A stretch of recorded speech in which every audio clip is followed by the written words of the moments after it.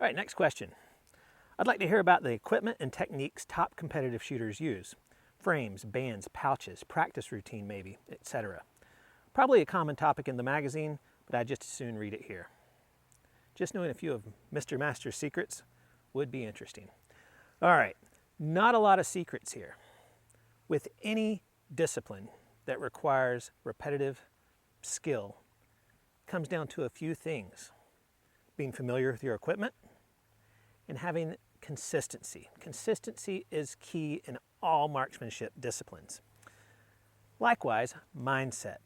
So when it comes down to top competitive shooters, some of the things that they have in common is they have a slingshot frame that they know well, that they like, that they know how to engage with.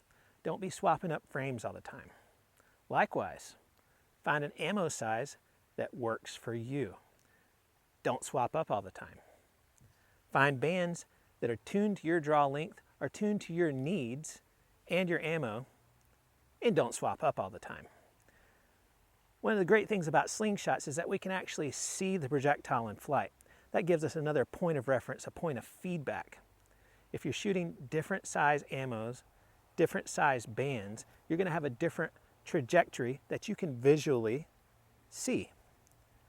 That's going to throw you off. That's going to throw off your consistency. So the one thing from an equipment point of view that all the top shooters have in common is they don't change things up. They use the same equipment, same bands, same cuts on their bands, and the same ammo. Beyond that, the most important thing that top competitive shooters have in common is the mindset for competition. Now this is a multifold sort of path that you have to go down, and it's learning to master one's own emotions and master one's own body. When you're on the firing line in competition, it's very, very different from being on the firing line in your backyard. It's also quite similar. You have to have the mindset. Your mindset is one of confidence. When you step up to the line, your body already knows where it needs to be. You're not having to think about it anymore, and this comes through repetition. And the repetition is reinforced by consistency of equipment. Beyond that is learning to control your nerves. So if you're calm and relaxed in the backyard and you're shooting well consistently, you have it ingrained in your body. The only difference between the top shooter at any given tournament is that person that can control their nerves, control their mind, control their emotions the best at that moment.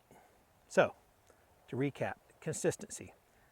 Consistent slingshot, consistent bands, consistent ammo. Beyond that, it's all up here, right between your ears. So get out and practice. Whenever you practice, make sure it's good practice. If the shots start falling, coming off of target, you lose your consistency, stop for a moment. You're only reinforcing bad habits. Find a regimen. And this is most important. More practice is not necessarily better. Quality practice is what you're looking for. You're far better off taking 5 focused shots where you're very present than you are shooting for an hour without having awareness. That's pretty much it. Get out there, practice, but most importantly, smile and have fun.